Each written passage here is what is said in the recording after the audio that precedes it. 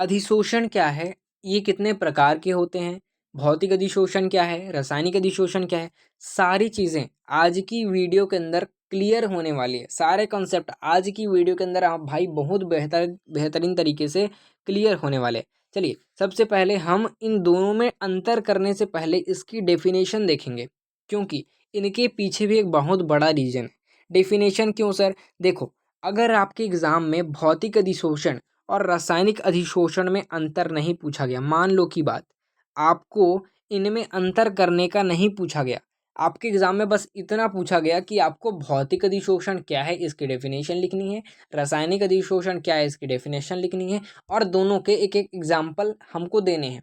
तो आप क्या करोगे भाई? आप तो कंफ्यूज हो गए यार, हमने डेफिनेशन याद ही नहीं करी, हमने तो बस अंतर पढ़े हुए हैं। तो यार, अगर आप डेफिनेशन याद करते हो तो आपको परिभाषा लिखने में भी आसानी होगी और आप अंतर भी क्लियर तरीके से कर पाओगे। चलिए, सबसे पहले इसकी डेफिनेशन हम लिख लेते हैं। क्या है इसकी डेफिनेशन?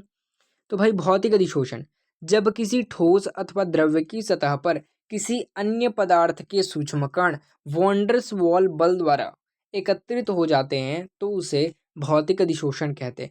यहाँ पे एक बहुत बड़ा कीवर्ड है भौतिक अधिशोषण में, वॉन्डर्स वॉल बल, है ना? क्योंकि इनमें जो कण होते हैं उनके मध्य वॉन्डर्स वॉल बल होते हैं, यानी कि वही वॉन्डर्स वॉल बल इन कणों को बांध कर रखते हैं, उसे हम भौतिक अधिशोषण कहते हैं। अब देखो, रासायनिक अधिशोषण। रासायनिक अधिशोषण क्या है?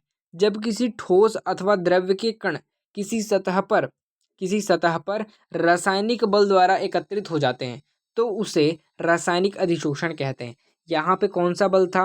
वॉन्डरसॉल बल था। यहाँ पे कौन सा बल है भाई? रासायनिक बंध है। तो दोनों के डेफिनेशन याद करना बहुत ईजी है। अगर आप भौतिक अधिशोषण की डेफिनेशन याद कर लेते हो तो रासायनिक अधिशोषण की डेफिनेशन याद करना बहुत आपके लिए ईजी हो जाएगा। चीज़ें क्लियर? यहाँ पे सिर्फ वॉन्डरफॉल बल रखना है, यहाँ पे रासायनिक बंध रखना है, बात खत्म। चलिए, हम दूसरे की ओर बढ़ते हैं।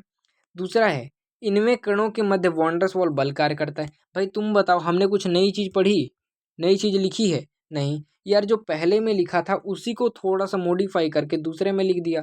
पहले में लिखा था कि वॉन्डरसॉल बल द्वारा एकत्रित होते हैं, है ना? यहाँ पे हमने सेकंड पॉइंट लिख दिया कि इनके कणों के मध्य वॉन्डरसॉल बल कार्य करता है। चीज़ें क्लियर? कुछ स्पेशल काम यहाँ पे हमको नहीं करना है। चलिए, रासायनिक अधिशोषण में हमने लिखा था कि भाई रासायनिक अधिशोषण जो होता है इनके मध्य रासायनिक बल कार्य करता है। तो हम यहाँ पे नीचे में सेकंड पॉइंट में लिख सकते हैं कि इनके कणों के मध्य रासायनिक बल कार्य करता है। कौन सा बल कार्य करता है? रासायनिक बल कार्य करता है। चलिए, अब तीसरा पॉइंट क्या है? इनमें कणों के मध्य आकर्षण बल कम होता है। ध्यान से सुनेंगे, जो वॉन्डरसॉल बल होते हैं उनके मध्य आकर्षण बल कम होता है, यानी कि उतने टाइटली नहीं बंधे होते, है ना? जो भौतिक अधिशोषण में जो कण होते हैं वो उतने टाइटली, उतने मजबूती से एक दूसरे को पकड़ कर नहीं रखते, मजबूत नहीं होते।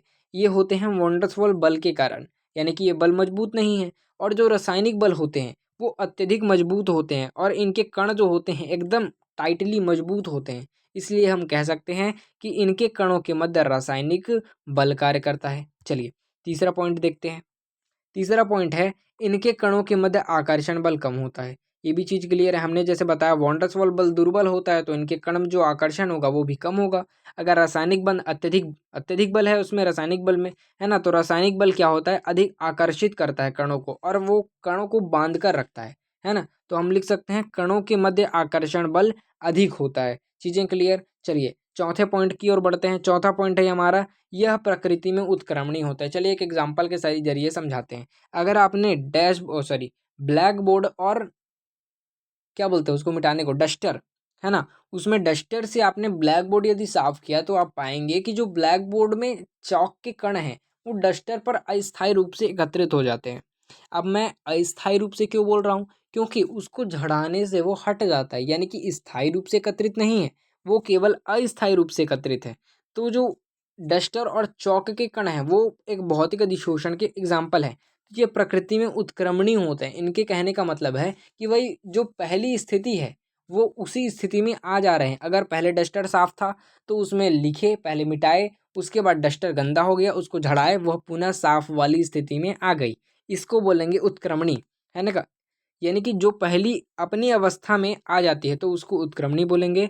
जो अपनी पूर्वावस्था में जो पहले जैसी थी वैसी ही नहीं आ पाती तो उसको बोलेंगे अनुत्क्रमणी। अब भैया रासायनिक अधिशोषण में अनुत्क्रमणी कैसे है, कैसे समझेंगे? तो यार आप शक्कर और पानी को मिला के देखना, जब दोनों मिल जाएंगे तो आप क्या उन दोनों को फिर से अलग कर सकते हो? भाई नहीं, तो नहीं कर सकते, वही को बोलेंगे अनुत्क्रमणी। जो पहली जैसी अवस्था में आ जाता है उसको बोलेंगे उत्क्रमणी, जो अपनी पूर्वावस्था में जो पहले जैसी थी वैसी नहीं आ सकता तो उसको बोलेंगे अनुत्क्रमणी। चलिए फाइनल लास्ट वाला डेफिनेशन देख लेते हैं, यानी कि पॉइंट देख लेते हैं।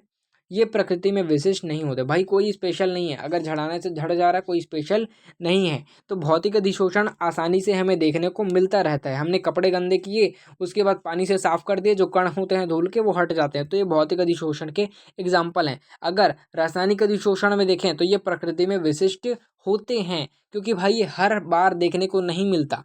भौतिक अधिशोषण हम बार बार देख सकते हैं, लेकिन रासायनिक अधिशोषण प्रकृति में विशिष्ट होते हैं, यानी कि कुछ रेयर होते हैं, बहुत कम देखने को मिलता है। ये हो गया भौतिक अधिशोषण और रासायनिक अधिशोषण में अंतर।